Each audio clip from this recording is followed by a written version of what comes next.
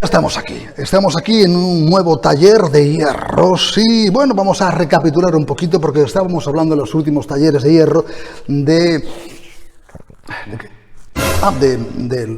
punto de vista, que era la perspectiva, y también en el anterior de los tonos. Pero vamos a recapitular, a refrescar, que siempre es bueno. Pero antes, gafas para adquirir carisma y sintomático misterio, y empezamos.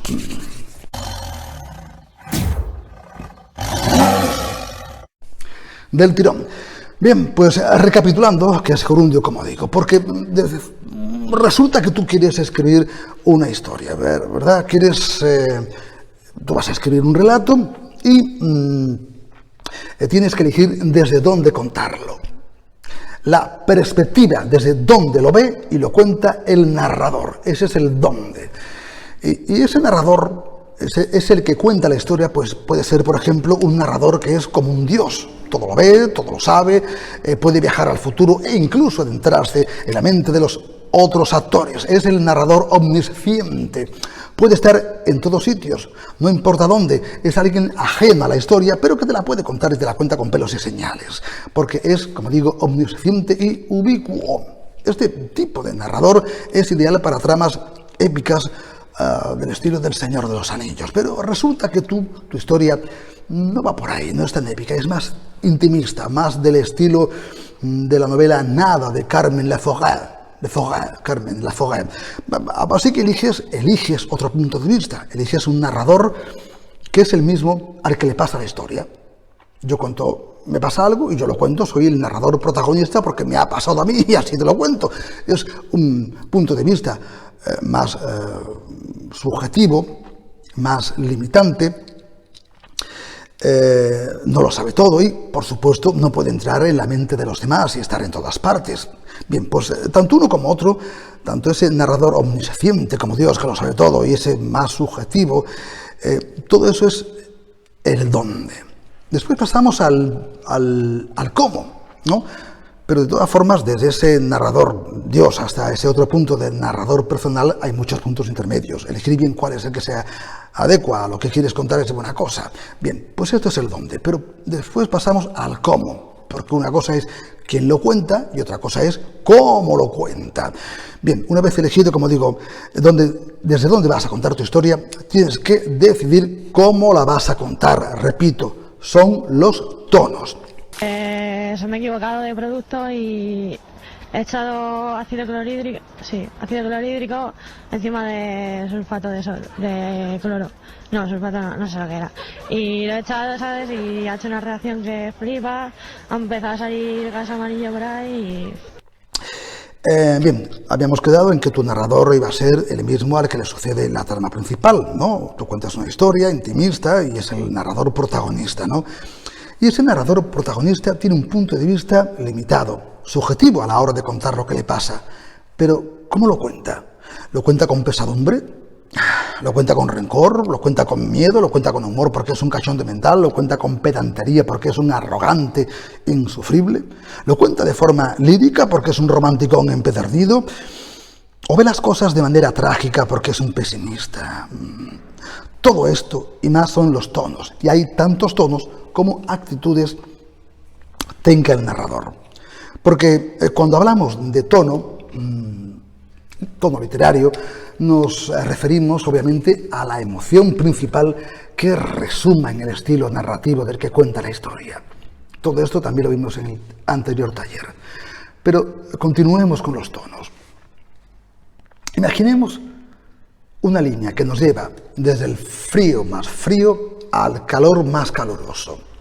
En ese primer punto está el tono frío, es el hielo. La característica del tono frío son las propias de un lenguaje puramente informativo.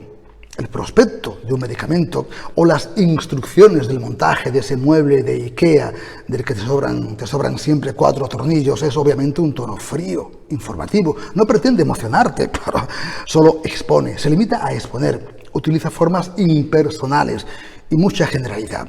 Las frases son o han de ser claras, precisas. Los enunciados son axiomáticos, es decir, son tajantes, afirman de manera radical. Se limita a exponer lo que hay. En el lenguaje frío predominan las oraciones simples. Y el uso, por supuesto, de figuras literarias escasea, claro está. No vas a encontrar metáforas en un kit de montaje. Los adjetivos afectivos son objetivos. Es decir, si describes, por ejemplo, el pelo de una persona, pues dices, su pelo era rizado, moreno y largo. Punto. Punto. No hace falta más. La persona que lee sabe cómo es el pelo de ese personaje. Mira la mancha de mi melena. Pero si aplicamos un poquito de calor, podemos decir, su pelo era grácil, risueño, oscuro como la noche que empezaba a caer. Entre el frío y el calor de una y otra forma de expresarnos, hay, claro está, puntos intermedios. Acertar adecuadamente con el color y el calor de tu narrativa, según el momento y el lugar, requiere cierta práctica, pero no es difícil. Y aunque yo sé que es fácil dejarse llevar por la intuición del escritor, y a lo mejor me dices que ya te saldrá el tono, ya saldrá el color y el calor de mi relato. Mi consejo, no te fíes de la intuición, no te fíes de nadie, y mucho menos de ti mismo.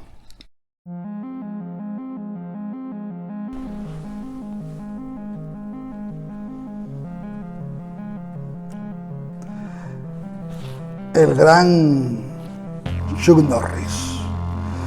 Ya quedamos pocos como él. Ya quedamos pocos como el gran Norris.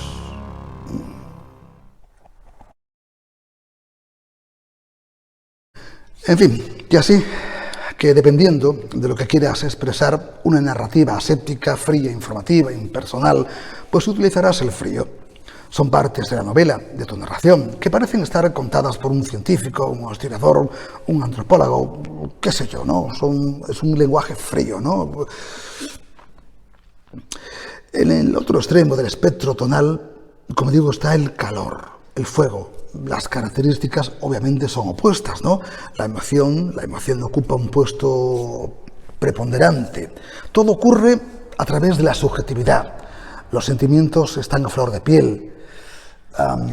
Se deja de un lado tanta información, incluso se peca de imprecisión, claro está, pero la ambigüedad forma parte del encanto, de la emoción.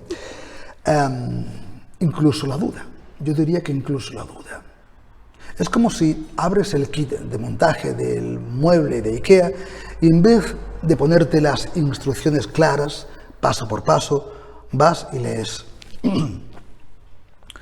Este mueble te va a deparar ratos inefables. Móntalo con ilusión, a ser posible a la caída de la tarde, que es cuando las células más revoltosas andan. Cada tornillo en su sitio. Vienen los justos, pero como siempre sabemos que alguno te sobrará. No te preocupes, que te sobre o te falte algún tornillo forma parte del devenir del ser humano. Tómatelo con calma. Saludos cordiales, el equipo de IKEA. Y tú vas a que te quedas de aquella manera. Sí, predominan en este lenguaje de más calorcito, pues las figuras retóricas. El tono se acerca más al poético incluso que al científico y abundan los adjetivos, sobre todo los afectivos. Lo malo es que no te vale para montar un mueble, claro.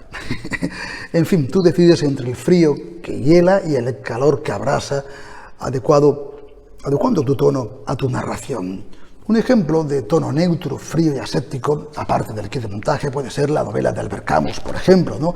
El extranjero, que está narrado en primera persona, que es un punto de vista a priori subjetivo y bueno para dar calor a la narrativa, ¿verdad? Un tono intimista. Sin embargo, él lo revuelve y lo utiliza en un tono neutro donde muestra la frialdad interior del protagonista frente a su devenir. Pero ese tono frío nos ayuda a entender las motivaciones. El caso contrario pudiera ser En busca del tiempo perdido, tomo 1, por el camino de Swann, de Marcel Proust, que en todo momento el protagonista requiere la intimidad del lector, nos muestra sus sentimientos, nos da ese calorcillo tan apetecible para el ser humano.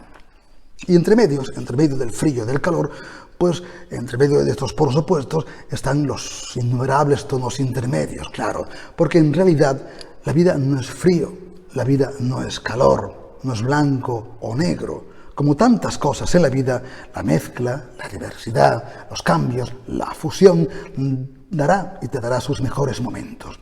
Incluso en una misma novela o narración podemos pasar del frío azul al cálido rojo, pasando por el amarillo, el verde, el morado, qué sé yo. Como decía la canción, la vida es de color. ¿Por qué decía eso la canción, no? No decía eso la canción. No. Apenas tengo contacto con los estupefacientes.